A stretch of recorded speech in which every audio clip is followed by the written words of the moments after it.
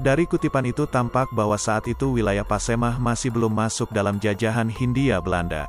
Operasi-operasi militer Belanda untuk menaklukkan Pasemah sendiri berlangsung lama, dari 1821 sampai 1867. Johan Hanafiah, budayawan Sumatera Selatan, dalam sekapur sirih buku Sumatera Selatan melawan penjajah abad 19 tersebut menyebutkan bahwa perlawanan orang Pasemah dan sekitarnya ini adalah perlawanan terpanjang dalam sejarah perjuangan di Sumatera Selatan abad 19, berlangsung hampir 50 tahun lamanya.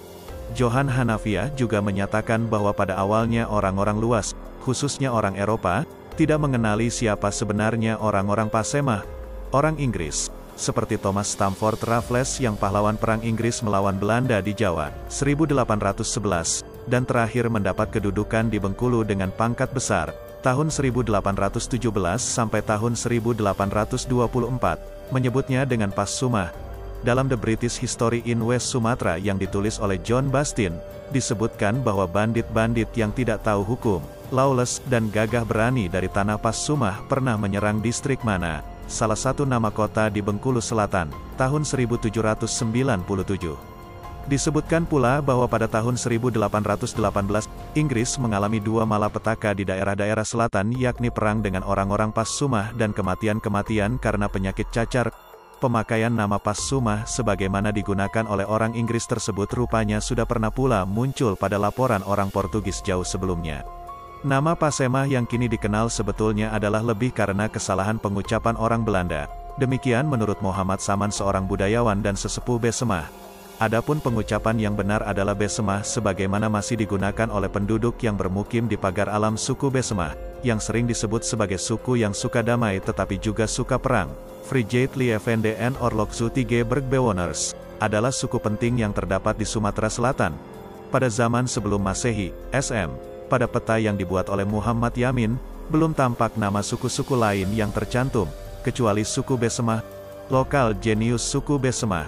Sebagai salah satu pemilik kebudayaan megalitikum, disebut suku yang memiliki lokal jenius. Tetapi sayang, tidak diwariskan kepada anak cucu, keturunannya.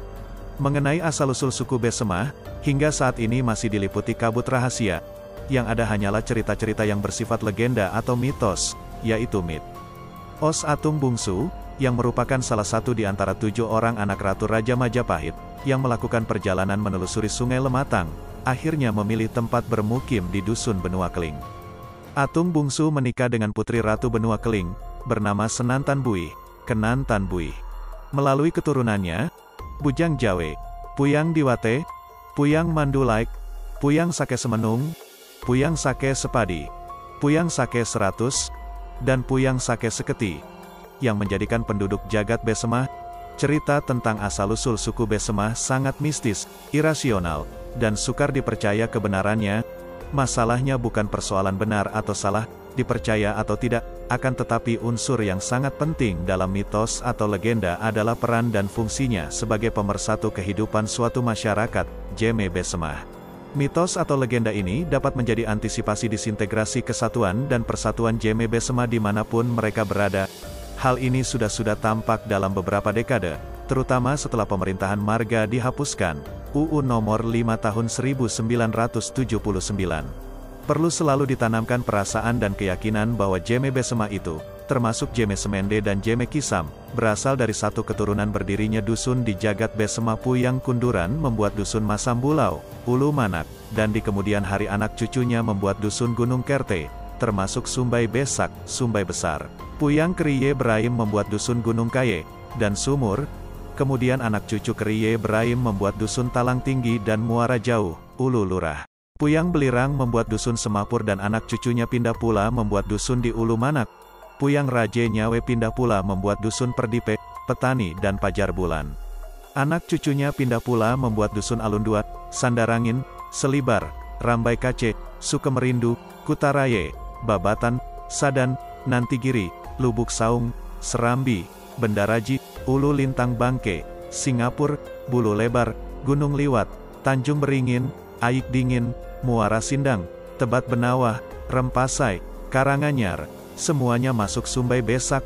Puyang Raje Nyawe pindah ke Semende, membuat dusun Pajar Bulan. Puyang Raje Nyawe kembali ke Dusun Perdipe menyebarkan agama Islam dan adat istiadat perkawinan secara Islami.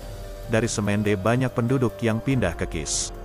Dan masih banyak cerita mengenai pendirian dusun-dusun di tanah Besema ini.